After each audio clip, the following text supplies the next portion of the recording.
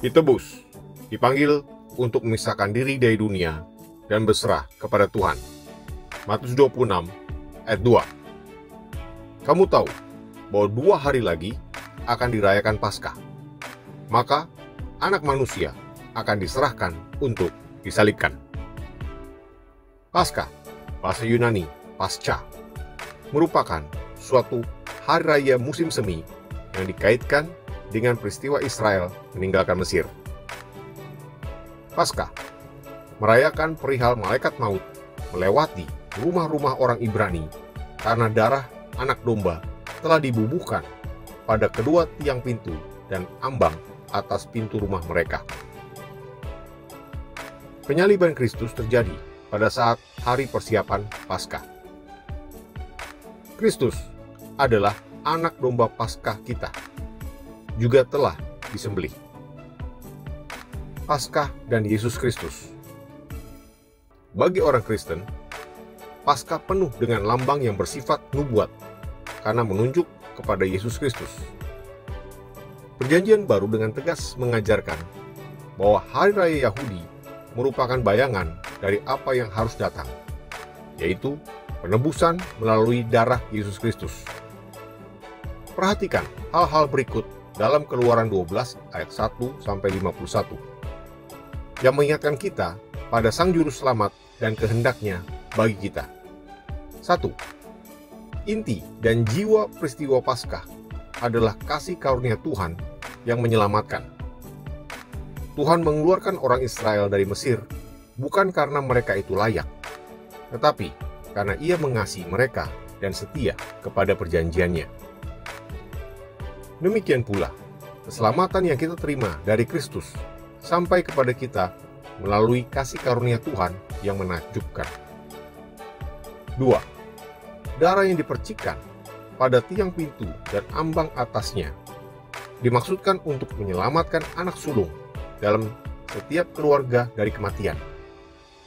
Darah ini menunjuk kepada penumpahan darah Yesus di salib, supaya menyelamatkan kita dari kematian dan dari murka Tuhan terhadap dosa.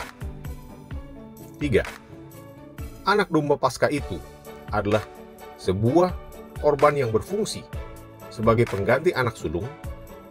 Korban ini menunjuk kepada kematian Yesus Kristus sebagai ganti kematian orang percaya. Paulus secara tegas menyebut Kristus anak domba Paskah kita yang dikorbankan demi kita. 4. Anak domba jantan yang akan disembelih haruslah tanpa cacat. Anak domba itu melambangkan ketidakberdosaan Kristus, anak tunggal Allah yang sempurna. 5. Memakan daging anak domba itu melambangkan pemanunggalan masyarakat Israel dengan kematian anak domba itu, kematian yang menyelamatkan mereka dari kematian jasmania. Demikian pula, ikut serta dalam perjamuan kudus melambangkan keikutsertaan kita dalam kematian Kristus, kematian yang menyelamatkan kita dari kematian rohani. Sebagaimana halnya dengan Paskah, hanyalah korban yang pertama. Kematiannya disalib menjadi korban yang efektif. Kita mengadakan perjamuan kudus sebagai suatu peringatan akan Dia. 6. Pemercikan darah pada tiang pintu dan ambang atasnya dilaksanakan dengan iman yang taat. Tanggapan iman ini mendatangkan penebusan melalui darah. Keselamatan melalui darah Kristus diperoleh hanya melalui ketaatan yang disebabkan oleh iman. 7. Anak domba Paskah harus dimakan bersama dengan roti yang tidak beragi.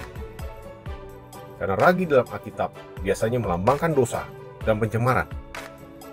Roti yang tidak beragi ini melambangkan pemisahan orang Israel yang ditebus dari Mesir, yaitu dari dunia dan dosa. Demikian pula, kita sebagai umat Tuhan yang ditebus, dipanggil untuk memisahkan diri mereka dari dunia yang penuh dosa dan menyerahkan diri kepada Tuhan saja. Semoga Tuhan Yesus memberkati.